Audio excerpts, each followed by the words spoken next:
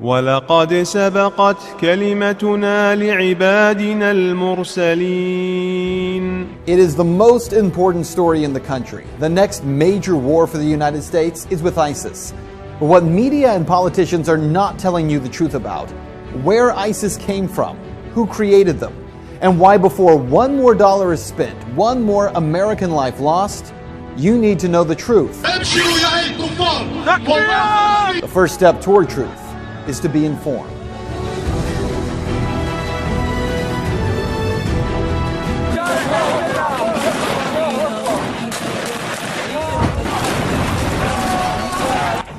The name ISIS is one that every American knows. I keep telling people that, we're on the wrong side of this war. A lot of people in the military knows, a lot of people in law enforcement know, a lot of people in the FBI, C.I.A, they know, that we're on the wrong side of this war. And they really can't come out and say nothing because the people that's running the whole thing, they in control of our media, and they not going to tell us the absolute truth.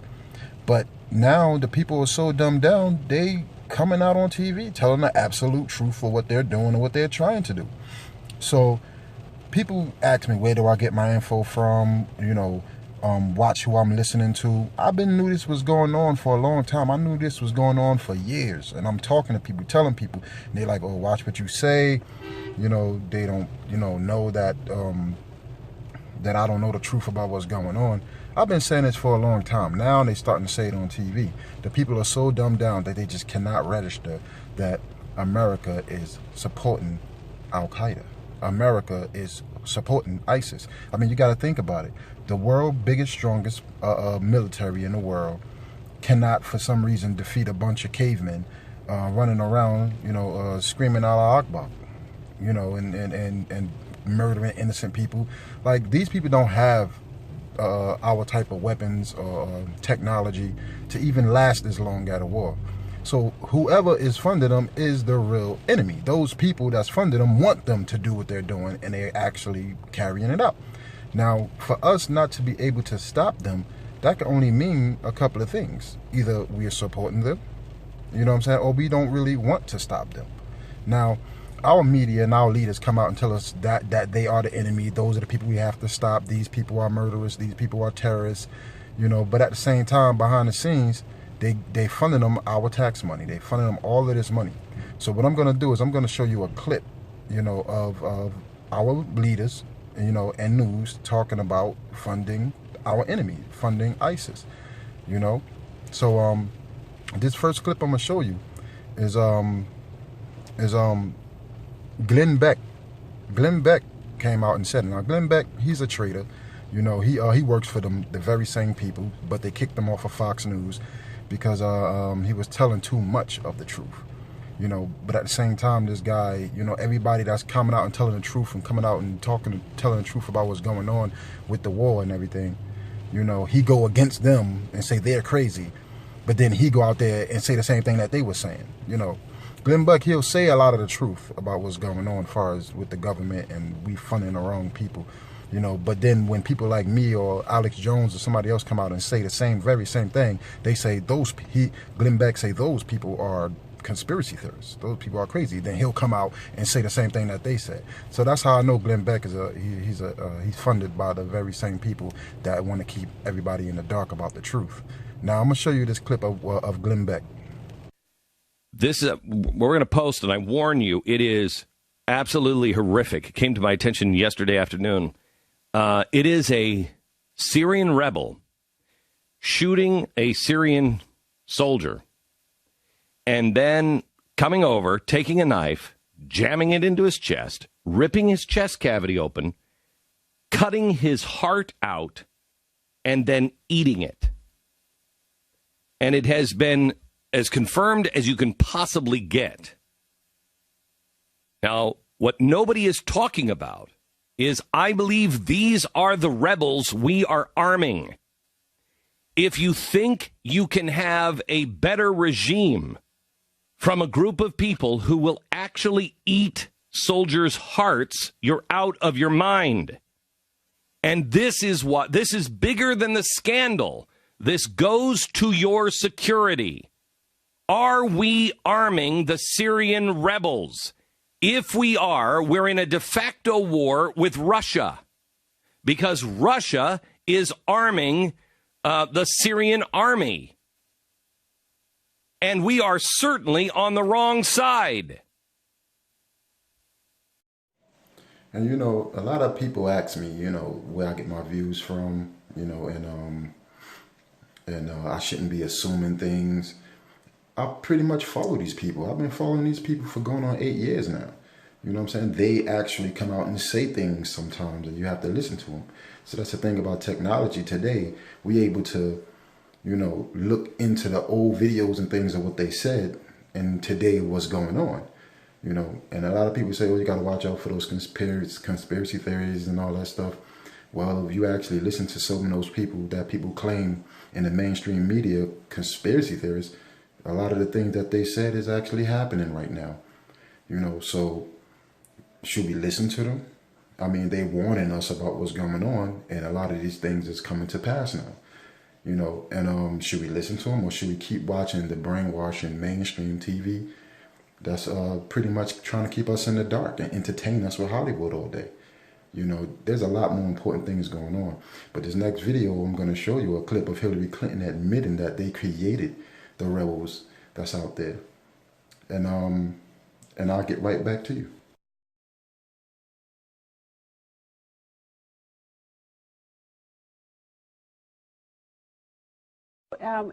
So if you think if we walked away from this, didn't give them money today, it would be worse for us from a security standpoint. I do.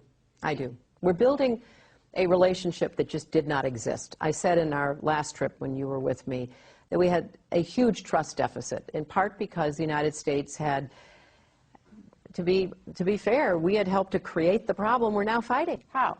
Because when the Soviet Union invaded Afghanistan, we had this brilliant idea that we were going to come to Pakistan and create a force of mujahideen, equip them with Stinger missiles and everything else to go after the Soviets inside Afghanistan. And we were successful. The Soviets left Afghanistan, and then we said, great, goodbye, leaving these trained people who were fanatical in Afghanistan and Pakistan, leaving them well armed, creating a mess, frankly, that at the time we didn't really recognize. We were just so happy to see the Soviet Union fall, and we thought, okay, fine, we're okay now. Everything's going to be so much better. Now you look back, the people we're fighting today, we were supporting in the fight against the Soviets.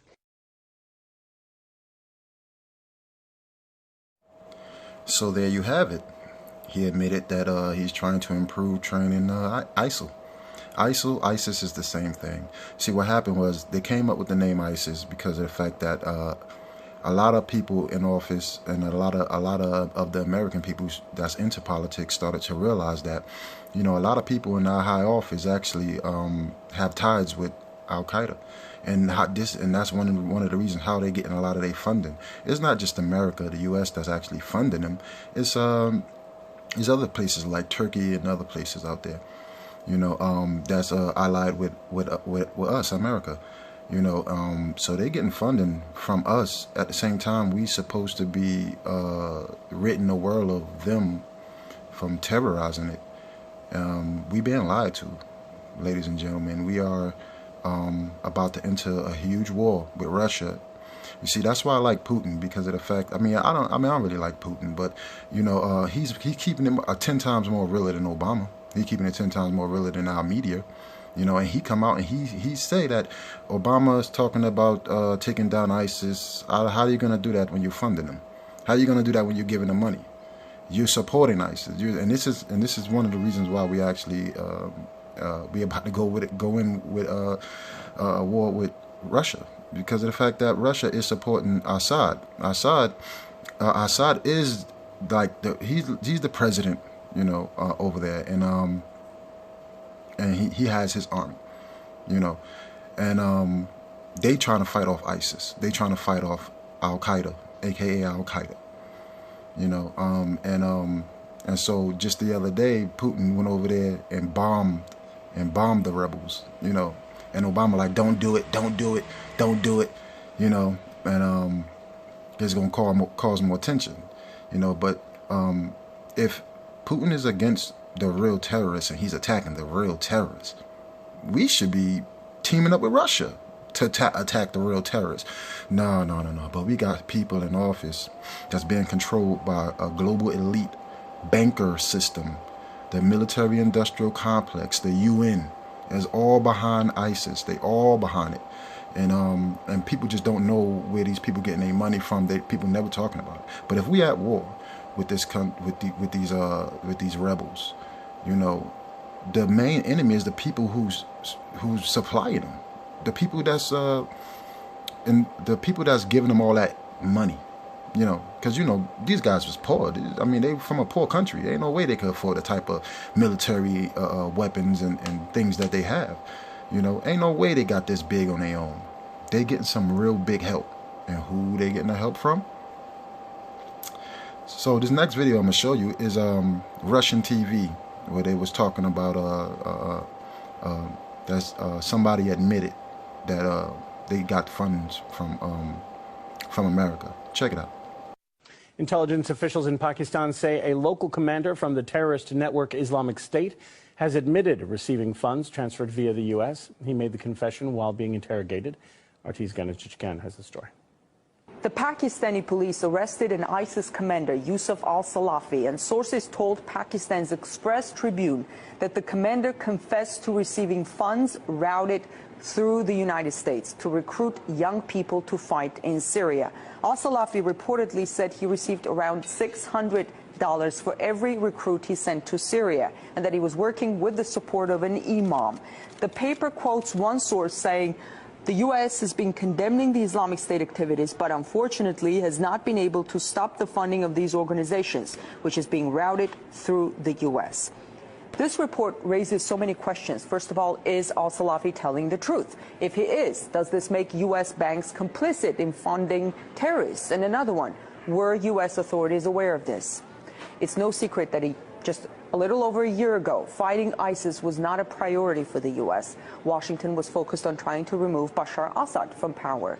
We now hear that President Obama will ask Congress for $5.3 billion to equip and train Iraqi soldiers and quote-unquote moderate Syrian rebels to fight the Islamic State militants. Over the past few years, Washington has been much criticized for not having a good idea about who exactly is doing the fighting on the side of the opposition in Syria. And many are now concerned that some part of this new package of funding and weapons could end up in the hands of ISIS. So there you have it. I mean, I've been trying to tell people about this stuff for a long time. People be so into their life and they so into Hollywood, watching TV, you know, and stuff like that. And the only thing they really be getting is the good side, you know. And they come out and they'll tell you what they want to do, you know. But being that they already know that the people really don't have a true understanding. I'm talking about the regular people really don't have a true understanding of what's going on. So we just kind of cheering on the soldiers, cheering on America, you know, but not really understanding what's going on. America is, they look at America really bad now all over the world. Like they know that our leaders, I don't like to call them our leaders, but you know, our people in office is they behind the terrorists. We actually allied with the terrorists, and that's not a good look at all, because the people don't even understand and know that we are behind the terrorists. You know, and I'm not saying we as in me, because I'm definitely not. I'm not supporters of these wars. I'm not supportive of none of that stuff. You know, I'm supportive of the people. I'm supportive of the Constitution. I'm supportive of, you know, the modern, regular American person. You know, as far as these leaders, I'm not with it. I'm definitely not with it, you know. This next video I'm going to show you is a video of you see ISIS driving around, ISIL, Al-Qaeda. They just got, they got their different sectors. There's a huge rebel group, and they have different sectors. They have Al-Qaeda, which is still there. Then they have ISIL. They have ISIL, which is ISIS. It's the same thing, you know. And they have different groups all over, out there, all over the world, and they terrorize them, and they doing it with your tax dollars. But check out this next video. You're gonna see the vehicles and stuff. This is Ben Swan. Ben Swan, he keeps it real. Reality check. You know what I mean? The name ISIS is one that every American knows by now. The biggest threat to our national security since Al-Qaeda, right? They are a brutal, savage group known for public beheadings and mass executions. They are the face of the new war on terror. Right now, the U.S. military is conducting airstrikes in Syria in a supposed attempt to take out ISIS targets. Meanwhile, the White House and military leaders are talking about possible boots on the ground in Iraq again, only 3 years after the war in Iraq was declared over. In fact, this war, according to former Defense Secretary Leon Panetta, could last for decades. I think we're looking at kind of a 30-year war kind of history here. So who exactly is ISIS? And where did they come from? It's entirely a creation of the United States' behavior in Iraq. That's how we got to where we are, because of war, because of occupation, because of torture. For answers, we traveled to Los Angeles to meet with Angela Keaton, the founder of antiwar.com. We destabilized and wrecked Iraq. I mean, it caused it to fail miserably, and that's entirely the responsibility of the United States government. There's no one else at fault there. I mean, as horrible as Saddam Hussein was, Iraq was not unstable. It was a functioning country as much as those sorts of things go, and was not a particularly horrible hellhole if you were a religious minority. To understand where ISIS comes from, you have to understand two storylines. The first is what Keaton just said. When the U.S. first went into Iraq, we blew the country apart. We destroyed the government, toppled Saddam Hussein, destroyed infrastructure, and most importantly, left behind a power vacuum. One that would have never have existed had Hussein not been overthrown by the U.S. government. Daniel McAdams with the Ron Paul Institute says this is an historical fact that media just won't discuss. All of this has to do with U.S. action in the region, which destroyed the infrastructure, which destroyed Iraqi society, which destroyed the government. You had a lot of people who lived under Saddam Hussein, who may not have been as happy as larks. Nevertheless, they were living somewhat normal lives. The U.S. put a government in power in Baghdad that all of a sudden was their enemies, that treated them very, very badly. Now that is the easy part of the story. The U.S. created conditions in Iraq where ISIS could get its start. But here's the other storyline that you have to understand, that even with Saddam gone, ISIS still couldn't have risen to power had it not been for what happened next. ISIS actually began as a small insurgent group in Iraq in 2006. They had no money, no real ability to recruit, but they did work to create very limited problems for the U.S. military. It wasn't until 2009 that ISIS shifted its focus from Iraq, where it was largely unsuccessful in developing a foothold, and focused on the civil war in Syria.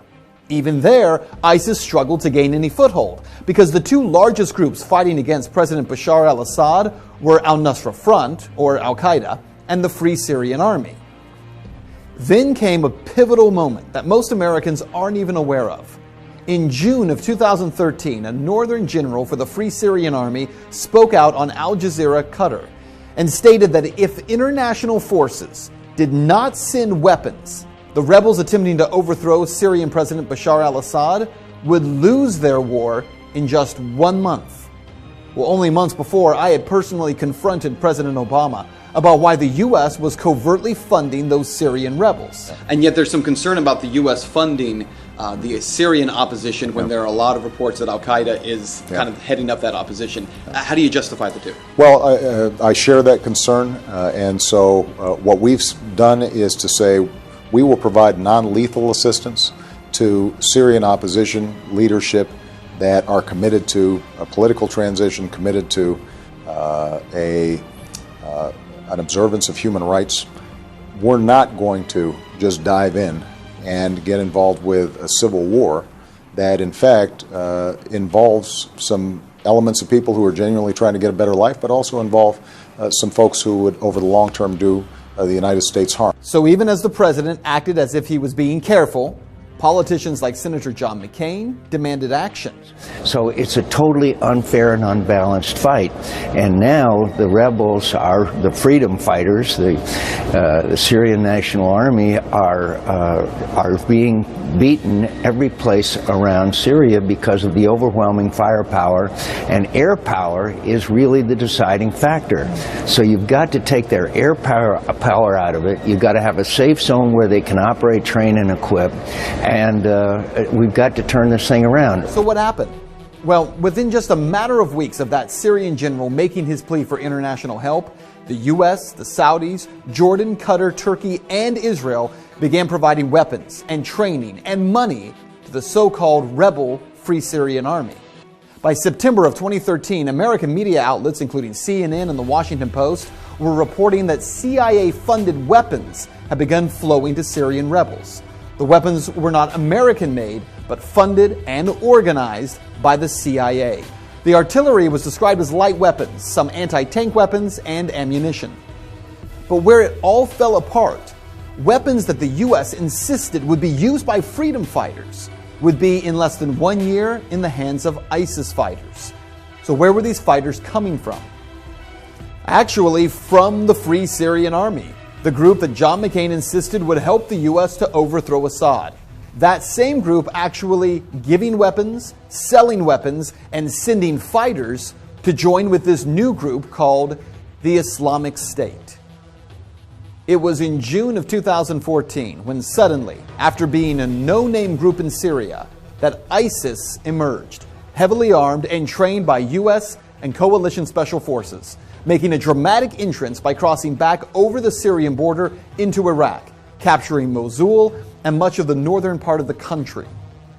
One of the most important facts that mainstream media ignores time and time again is that ISIS was able to grow so fast because of all the U.S. military equipment they were able to seize. Equipment that our military left in Iraq. Truckloads of Humvees, tanks, and weaponry that instead of taking or destroying, the U.S. government simply decided to leave behind. Even when the U.S. government knew that ISIS fighters were capturing that equipment, for crying out loud, these guys were posting pictures of themselves driving and standing on U.S. military equipment, making video of themselves with it. We did nothing. Why? How is it the U.S. had no idea that this threat was coming? How many billions do we spend? Maybe $100 billion on the total intelligence community budget over the year. How is it that they had no idea? How is it that if this was such a threat, as John McCain and Lindsey Graham are fond of reminding us, how is it that it was missed so unbelievably, so egregiously? Over the past few months, the U.S. government, who acted like they had never even heard of ISIS, suddenly, with the help of media, has turned the Islamic State into the new focus of the war on terror. Now, as ISIS has continued its rise, recruitment is exploding, and the group is becoming stunningly wealthy. ISIS is the best funded terrorist group in the world. They make I think it's $2 million a day selling oil, much of it to Turkey, interestingly enough. And if you look at the U.S. response to this, the U.S. response to ISIS becoming extremely rich by selling oil and undercutting the competition is to blow up the oil fields, which to me makes no sense. You're blowing up the infrastructure. It happens to be in Syria, so you might think that there is another motive there. But why wouldn't the U.S. sanctions anything that moves when it's angry? Why can't you sanction the banks that are helping finance these deals?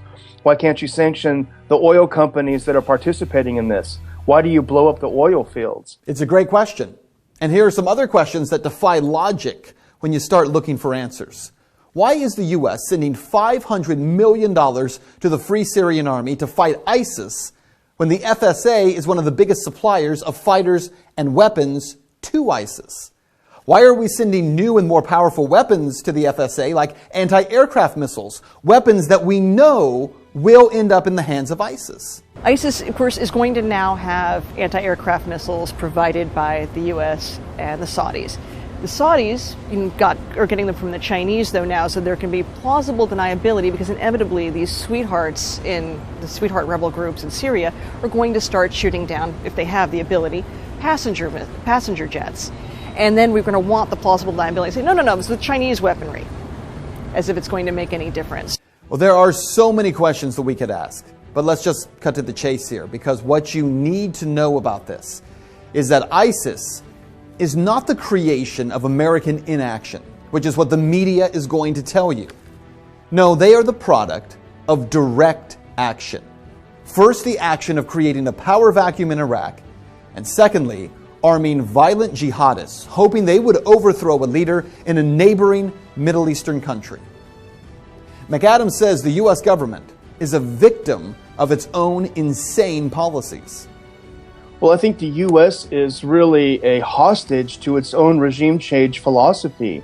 The U.S. is very good at blowing things up and destroying societies, but it is very, very bad at putting them back together. Is that true? Well, you decide. Fact. Our government armed Osama bin Laden and the Mujahideen in Afghanistan and created Al-Qaeda. Fact.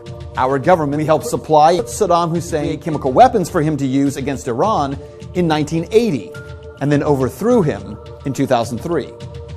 Fact. Our government trained rebel fighters in Syria who have become the group today known as ISIS, or the Islamic State. We have watched them commit every violent atrocity that you can imagine to people living in Iraq and Syria. And now we want American taxpayers to fund a 30-year war against them. No, it's not the U.S. government being held hostage by these crazy policies. It's the American people. And it's time that we reject the destruction of people groups around the world for the sake of foreign policy that makes so-called defense contractors rich and perpetuates violence, death, and destruction of entire people groups. Because humanity is greater than politics.